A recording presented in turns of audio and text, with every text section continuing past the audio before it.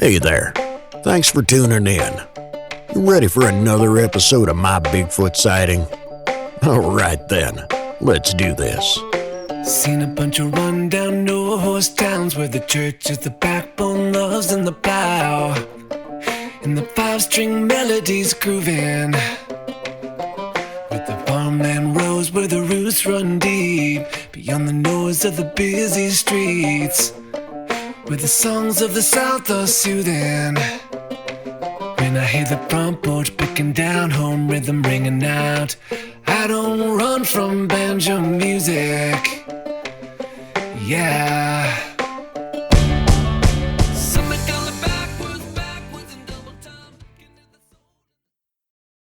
My Bigfoot sightings have been happening on a regular basis since 2011. My first sighting was in approximately 1980-81 when I was about 10 or 11 years old. After that, I never saw another one until I moved back home. So I moved back home in 2008. I've had several sightings. Most of them have been on our farm. Occasionally, you might see something standing along the highway or crossing the highway, which is still in the vicinity of the community where I live, which is Western Arkansas.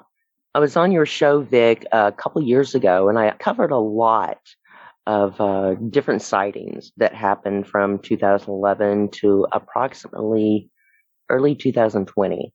Since then, I've had a few more sightings, not a lot recently. I had COVID twice, so I've kind of stayed in and recouped the last few months. But before that, I've had quite a few sightings, and some of it was when we were out doing a little research, kind of squatching, pull out the lawn chairs at night and see what happens. A couple of those times we were getting ready for our festival, which was our Bigfoot festival, which is into September. That was quite interesting. I was taking one of the volunteers over to Weed Eat by the North Gate. And as we're in the Ranger, we're driving along, we'd cross the cattle guard, and we're next to the ridge where I always tell people, hey, that's where Sasquatch lives. It's where I've had most of my sightings. So, of course, that's Bigfoot's home. Of course, he's everywhere, it seems like. But as we're driving along in the Ranger, I'm driving and the passenger is named Joseph. I think he was about 28 years old. A rock comes flying out of the woods from the left, which is this ridge. So it's uphill looking to the left. And this rock comes flying out and bounces, hits the ground in front of us. Of course, we're moving. So we just drive right into the rock. It bounces up and hits the front of the vehicle. At that time, he's like, what in the world? And he very much became a believer at that time. The rock was only about fist size. It wasn't a large boulder, and it certainly wasn't a small pebble. Definitely enough to get your attention. After that, he joined us when we had our mini expeditions at night because he got pretty excited after that. We did have a little bit of activity during our mini expeditions that weekend. We took two different groups out. One researcher took a group out to the north end of the property, and I took a group out down a little, it's not very long, but it's very narrow log road that has had several trees pushed down and brush piled over just the last few years, as if something in there is trying to keep you out. So every time I go down this road, there's some new little tree or a log across the road, or maybe some brush piled up. Particularly cedar branches, they'll be piled up and all pointing the same direction. But I took this group of about 10 to 12 people out, and they were really expecting something to happen. They did get to see some interesting stuff along the way. We have a lot of tree structures out there. And something that I've noticed is, and I've seen this, photos and videos online where this tree structure, and it may be small, like just a couple feet tall, or a couple feet high, but it looks like the letter A. So this one tree structure, which is about 7 feet tall or better, it's a tree that's bent over at a 45-degree angle and then broken to where it has another 45-degree angle going down the opposite way. Then it has another tree that is pushed over to where it looks like the line going crossways of the letter A. Of course, it goes out, further to the side. Took them to this location, and they got to see that, and they got to see the 30-foot tall log that's been moved from some other location and then propped up in the branches of another tree. Now, this is probably about 10:30, 11 o'clock at night. I had a dog with me. Her name is Sasha. She's a black, probably part lab, part Australian shepherd. She's got the one white bluish eye. And she goes with me out and about wherever I go. She's a really great dog. She's almost service dog quality with paying attention to her surroundings and let you know kind of what's going on sometimes. So we walked down to the end of the trail. So this is probably about maybe 800 feet to 1,000 feet. And as we're walking back, I'm at the front of the group. Two guys are behind me who are nonstop talking. I think they're having more fun just cutting up than trying to research and find out a little bit more about this hairy creature. But Sasha's right in front of me, and she starts smelling of the air, like she smells something. And then she starts getting that little low growl. And I can't remember if the hair is standing up on her back or not. I don't know. I think one of the guys that was very talkative, he witnessed that. I don't think anybody else saw it because we're kind of, like I said, a narrow trail. So we're just kind of almost single file walking through there. All of a sudden, she darts ahead and goes off to the left side of the trail into the woods at an angle. And immediately, like she's making an intruder flee. And as soon as I can't see her anymore, she's just inside the bushes, out of sight. I hear these large footsteps as they pound the ground as they're just suddenly turning and running. And you hear the brush crashing. So I would have loved for everybody in the group to have witnessed that, because that was one of the coolest things. Sasha, the dog, does not go out very far. She probably went out there maybe 50 feet. She comes back, gets in line walking with us just like nothing's ever happened. We finish our night. I think we gathered up some lawn chairs that we'd had, and we sat and we listened. And I can't remember if we had any tree knocks that night, but definitely was interesting with something there on the side of the trail that ran away.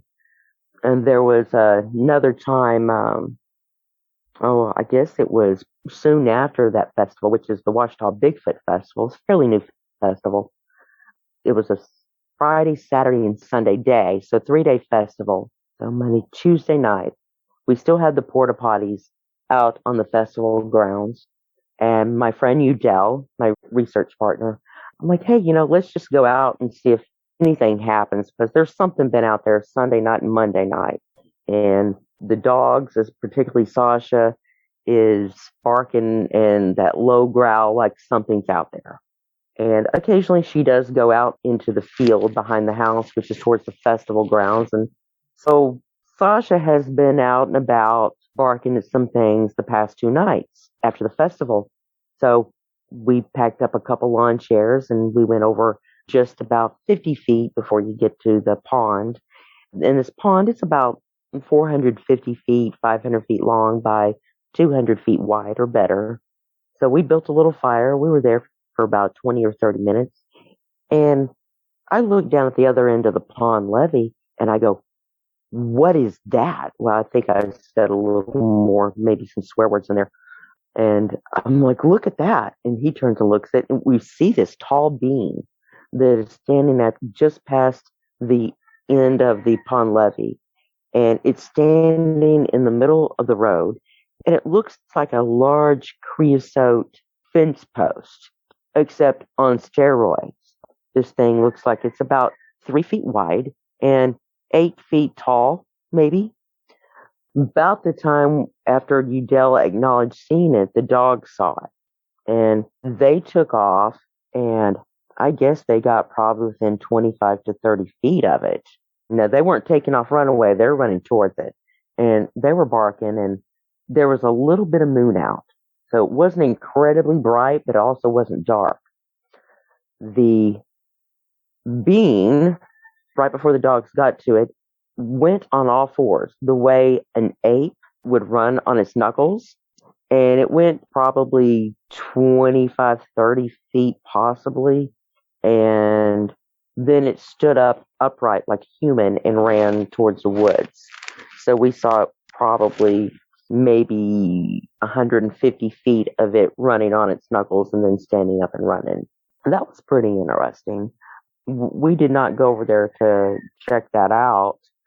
We did go the next day. I'm like, we've got to go over there and make sure we're not just seeing things, that there's not an actual creosote fence post that maybe fell over. Because we know what we both saw. And Udell is a law enforcement officer. He's a sergeant with the Mena Police Department. So he's not a delusional person. He has to pretty much have a good psyche about him. There was another time, my Bigfoot partner Udell, we just picked a place in the middle of the road, which is basically our driveway. It's about a quarter of a mile long, and we were probably about 300 feet from the main county road, public road. And we just pulled out lawn chairs just sitting there in the middle of the road. And his vehicle is parked on the side, and we're facing the north. So we've got roads, going west and road going east of us.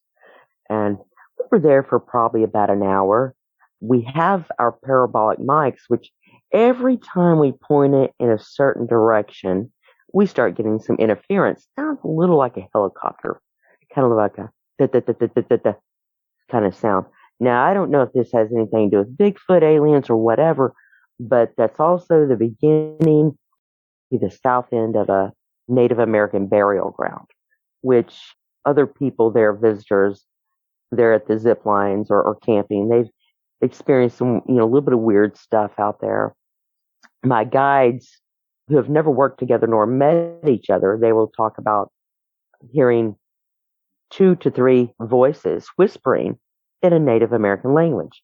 Now, these are my zipline guides. They've never worked together. They don't know one another, but it'll be when we're doing nighttime ziplining and they're on that north side of the canyon, which is where the burial ground starts, not far from there, maybe 100, 150 feet. So we were close to this location, just off the road from there. So we're probably about 300 feet out from where the burial ground starts. The dogs were there with us, Sasha and Lily, and I believe a little terrier dog named Whitey. Lily's a bloodhound, golden retriever mix. Sasha's the black lab, Australian shepherd mix, and Whitey's just a little white wire-haired terrier. They're with us, and Lily kind of shies away from the Bigfoots. She may kind of help guard you a little bit, but she's been chased out of the woods by these things, and she's probably about 8. No, she'll be 10 years old. So she was probably about 9 last year. I think it was last spring. Whitey's probably about 6 years old. Sasha's a stray, but I believe she's probably about 6 to 7 years old. Something to our left, all of a sudden, the dogs see it. They take off running at it, and you can hear it run through the woods. And it's running back north, which is direction of the Indian program. And they run out there probably 100 feet. Kind of that growling, boogering, get away kind of thing. And eventually they come back. And maybe 30 minutes later, we're sitting there. I think we have a little fire built by this time. Then I happen to look to my left and I see this tall being standing in the road. I just see it for like maybe 2 seconds. It's kind of bulky. You can tell that it's not long draping hair. You will sometimes see a Bigfoot where it has like this long hair. It's about 8 inches to a foot long. It didn't have that. Probably hair more, maybe bearish, that length of hair. But definitely a more human shape. You could see the legs, you could see the arms. Definitely not short, stubby legs like a bear. About the time I see it, the dogs see it as well. And they take off after it. And I see it run out into the woods, and bears don't run like that. That time it was running like a human would, upright. And again, they went out there for about 100 feet, maybe a little bit further, and eventually they came back. We never did have anything else walk out into the woods, but when I looked and saw it, it was probably I'd say 70, 80 feet away. So it wasn't too far away, but it also wasn't right up there on us. And I've had a lot of activity when we've been out researching or squatching, just kind of sometimes just sitting there, listening, waiting for something to happen. We just had a lot of activity in that area. And it's not far from that small log road where I took everyone up for that mini expedition. There was another night, we were getting our lawn chairs out. He parked his Hummer there, and all of a sudden, up above us but behind us, there's a blue light. It lasts longer than a camera flash, just like maybe 1 second. Everything is lit up blue. And we look to see where it's coming from, nothing there. And then probably about a month and a half later, we're up there squatching again, and we walked away from more out in the open, close to the public road. And that happened again. But this time it was to the west and, lower in the sky. Again, it lit up blue. We looked to see where this light comes from. There's no light. We don't see anything. The length of time, it was identical to the first, about 1 second. There's no sound, nothing with it. Now, there was another time with lights. Had an individual that was staying here. They were staying in one of the tents that we have for glamping. And this person, who I'm very glad that they moved on with their life and left. They were just draining me. We were outside by the glamping tent, and it was about 9 o'clock at night. There's this time a light up above us, and it was more, I guess, green than blue. I could see the reflection of it on top of my little dog's hair. Her hair was really shiny, little Yorkie dog. And I believe that she was on the ground right in front of me. I don't believe I was holding her. Again, it lasted about a second, but it seemed like we could feel it. I could feel it in the top of my head on the left side, and that person could feel it in their chest. No clue what that is. Other people I've talked to have said that they've experienced similar things where a light where sometimes you could feel it, but no sound. But, with seeing lights like that, I've never seen anything else since then. Of course, again, I haven't been out in a few months. There was one night when we were up at the top of the hill, same area where we saw both lights, the sound of drums. And I don't know if anybody knows what a mineral licking tub is for cattle. It's for livestock. It weighs about 250 pounds, and it's just full of all this good stuff that cattle love to lick. These are like a large flower pot. They probably hold about 20 gallons, 25 gallons of water, if you were to fill it up. So they're, decent size. But they sound like a drum when you hit them on the side or turn them over or hit them on the bottom. This sounded like something hitting on a mineral tub. And across the road, there's about probably 150 acres that some neighbors have. And they've had cattle in there in the past, but they did not have any cattle in there at that time.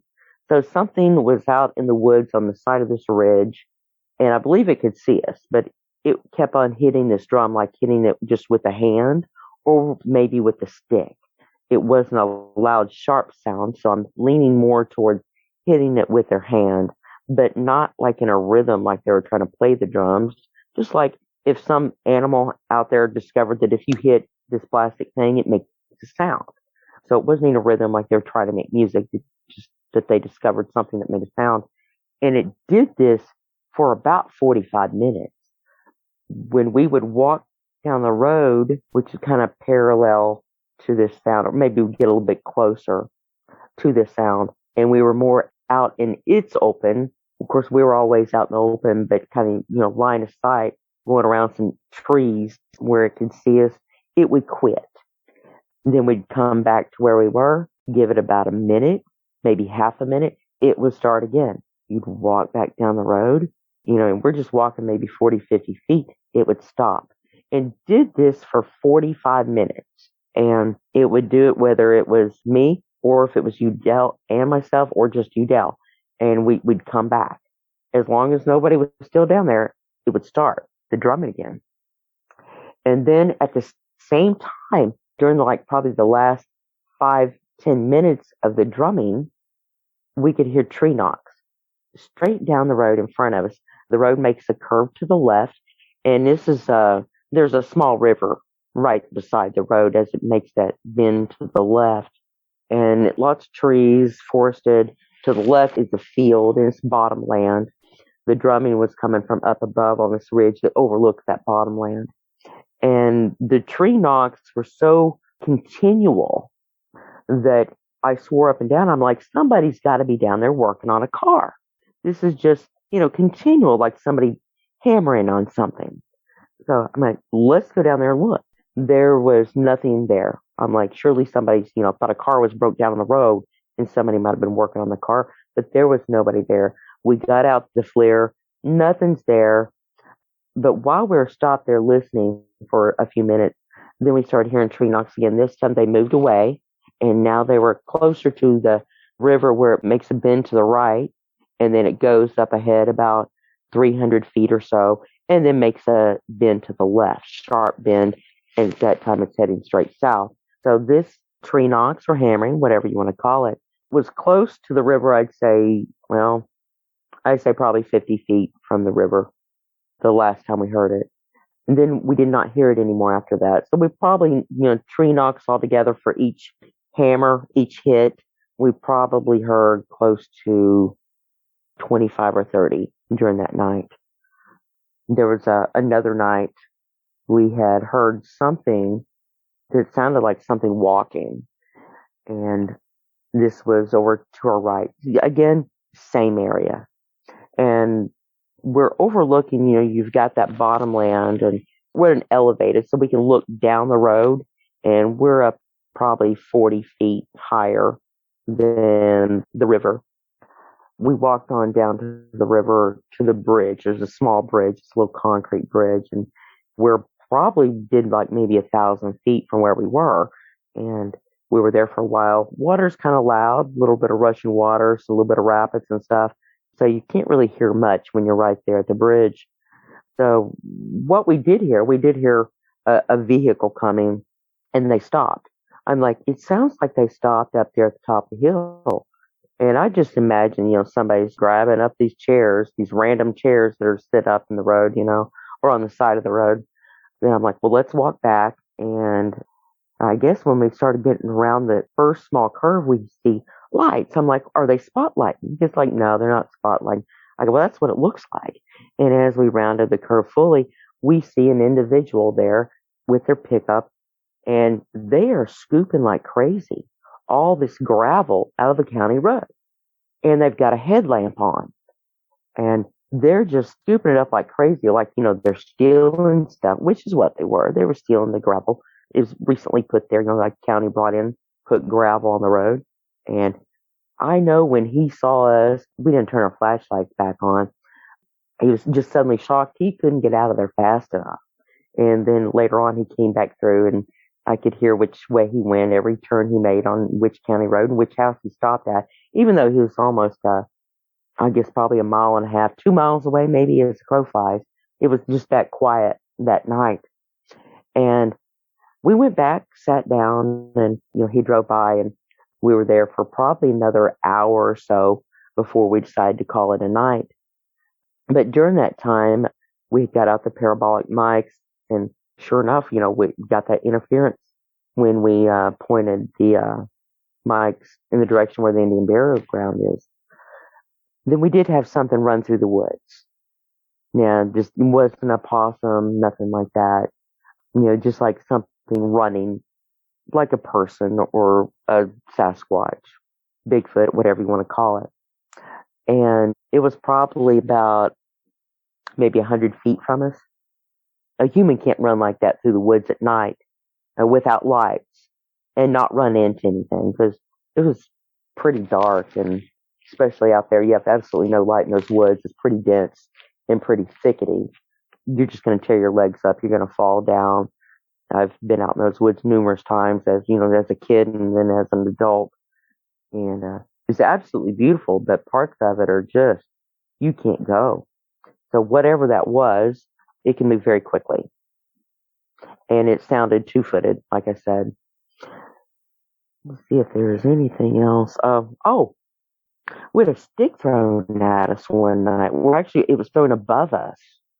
We had went up to the North 40, and we're not too far from the river. So it's a little bit of rapids out there, so we don't go right up next to the water. It's too loud to be able to hear anything, so we're probably about 100 feet away from the bank of the river. It's probably 10 o'clock at night. We had two dogs with us, Sasha, the black mix, and Lily, the red bloodhound mix. Something was out there that they could smell, and they were growling at it. You've got a lot of river cane.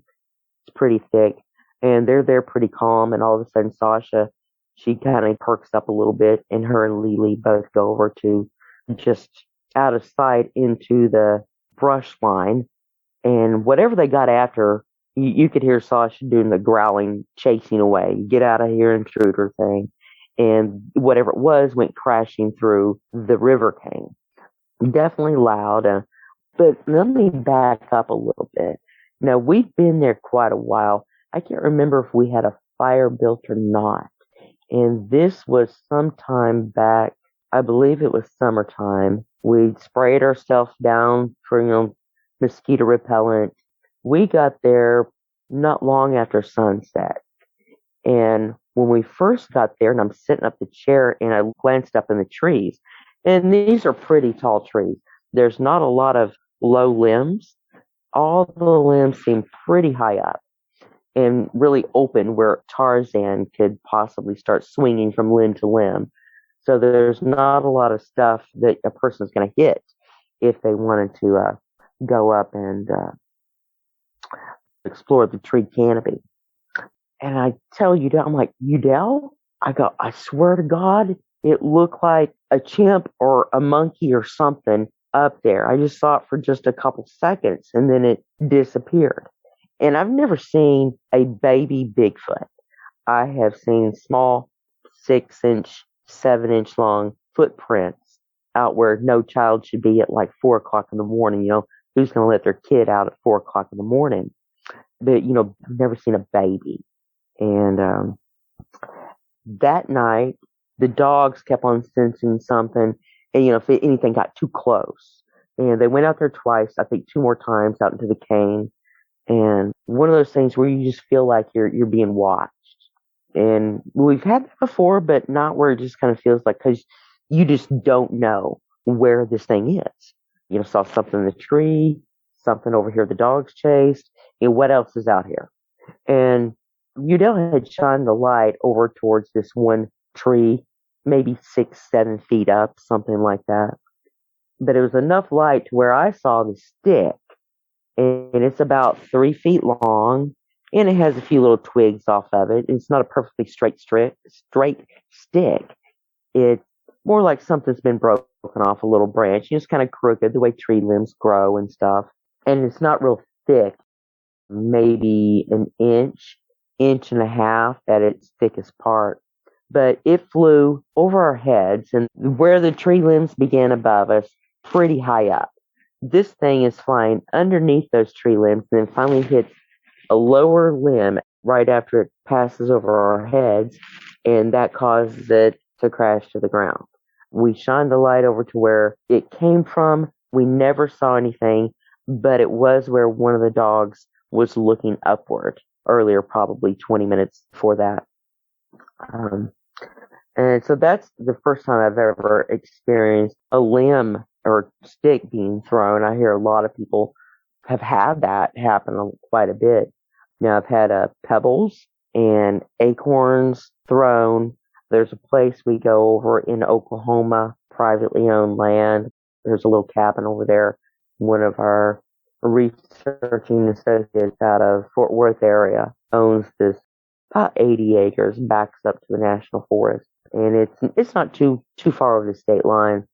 One night, it just kept on happening until finally, you're not in shock anymore. You're just sitting there in a lawn chair right out in this little carport, right at the edge of it, out in the open, and this thing is throwing acorns, and they're hitting at your feet. They're hitting the tops. It's a metal building. It's a little cabin. It's a metal sides, metal roof, and they're hitting the side of the building, they're hitting the roof. They're coming from the trees that are about, I'd say, tree line's about 70 feet in front of us. And this went on for quite a while. I'd say a couple hours.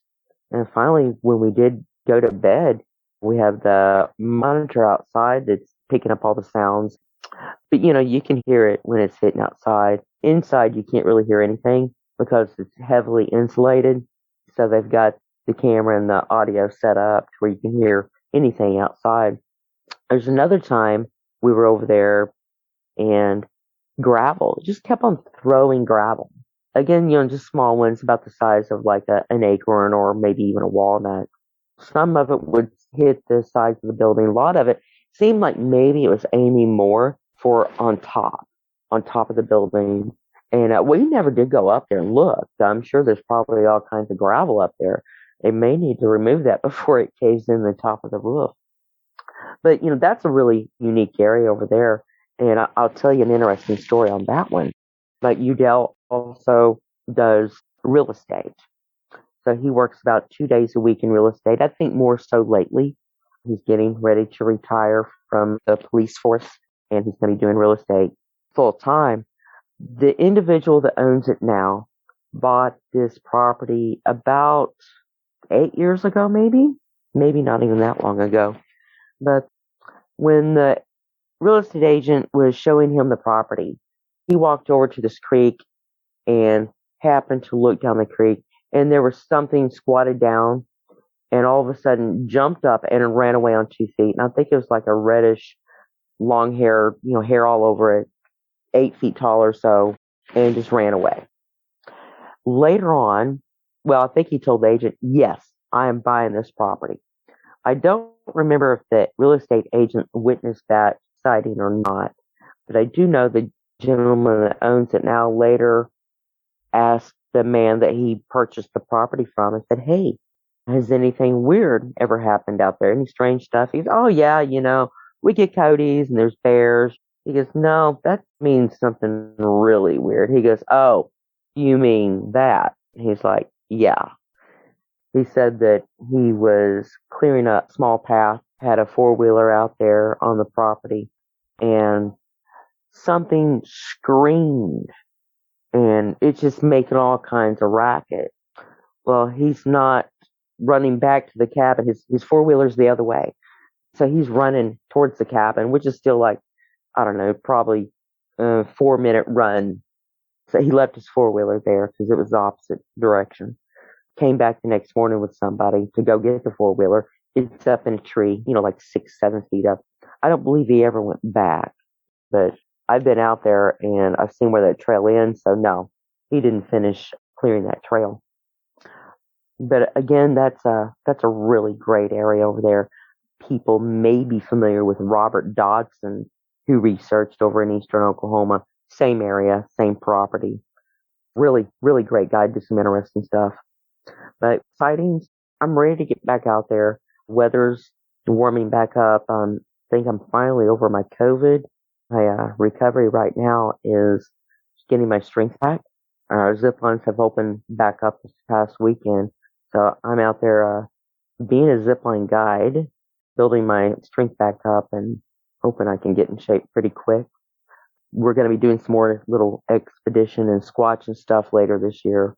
Then we've got our Bigfoot Festival that's the end of September.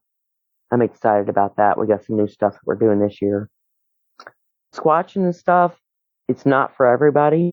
Sometimes you got to sit there and nothing's going to happen all night, or it may be an hour and a half before anything does happen. You may find some interesting stuff right off the bat. Hear some strange things, tree knocks, the howl. Something I haven't heard a lot of, and that's the howls. One night we were out by the glamping tents and we heard this god-awful sound, and it was out in the zipline woods. It wasn't very far away from the driveway, maybe 150, 200 feet, and it sounded like a dinosaur combination gorilla and then like maybe something futuristic. It was a sound where whatever it was, you did not want to come face to face with it. You could tell the sound was coming from something big, something with big lungs, and it was just incredibly loud. And the other person that heard that, they never heard anything. They have never heard anything Bigfoot-related, any kind of tree knock, anything like that. So when they heard that, they got chilled. They were ready to go back in their tent and zip it up and lock it if possible. I'm sure there's been some more stuff, and I may have said this on one of your previous shows about the two ladies that were up from Dallas that were camping. And it's one of my favorite stories on a visitor seeing a Bigfoot, having a sighting. But they didn't know what they were seeing. They were going to be there for 2 nights. I went and mowed over in this one area, and we call it the island. It's got a little slough all the way around it, except for about 20 feet, wide enough we can drive into it. And we've done a little bit of historical research. We actually think that was hand dug on purpose, not a natural formation. And that'll be on a later podcast. But I went over there and mowed. I was over there for about 30 minutes. I was around 3:30, 4 o'clock in the afternoon when I was finished. Rode the mower all the way back to the zipline parking lot. They checked in at 6:05. I got in my car. They followed me over to the north. When I got there, there were 2 cows. One was running out of that area, and another was standing just outside. The cow that was running turned, and they've got their head up really high, really curious and a little apprehensive, like, what is that out there? And, should I run away? That kind of look. I don't know if you've ever seen deer when they get their head up really tall when they're concerned about something. Cows do the same thing. And then here comes another cow running down and across the slough and out. Something has been after her. And I just kind of like, oh, great, the Sasquatch are here. I didn't say anything. I just drove on into there and got them checked in and told them if they needed anything, let me know. They had my number. They could call me or message. And came back to the house. Well, the next night, they're going to be doing nighttime zip lining.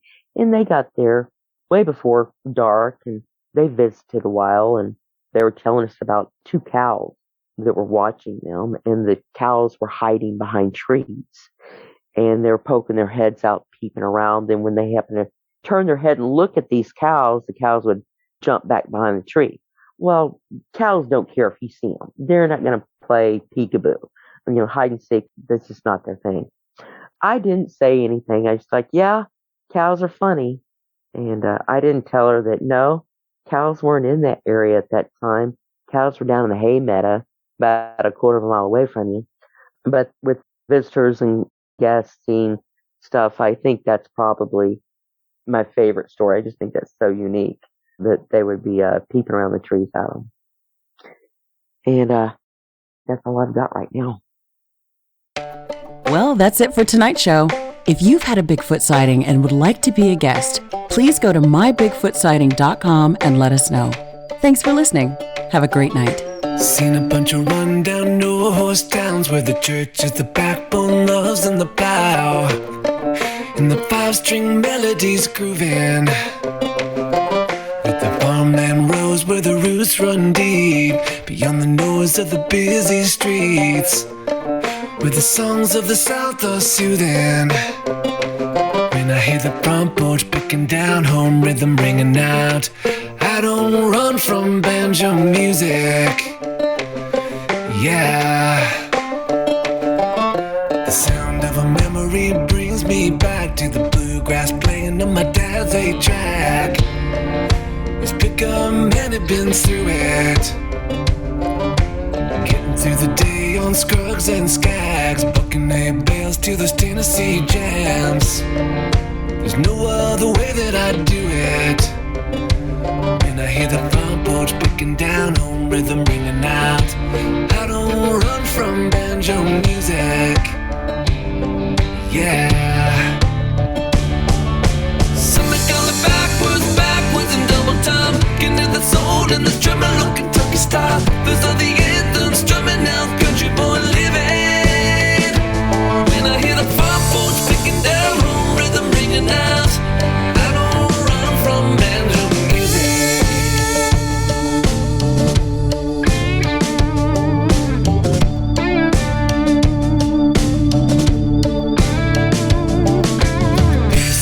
City life drives me wild. The only tune is the cars rushing by, with the bass on the stereos booming. When I hear the front porch picking down, home rhythm ringing out, I don't run from banjo music. Yeah. Something going backwards, backwards in double time. Looking at the soul and the tremolo Kentucky style. Those are the anthems drumming out, country boy living. When I hear the front porch picking down, home rhythm ringing out, I don't run from banjo music.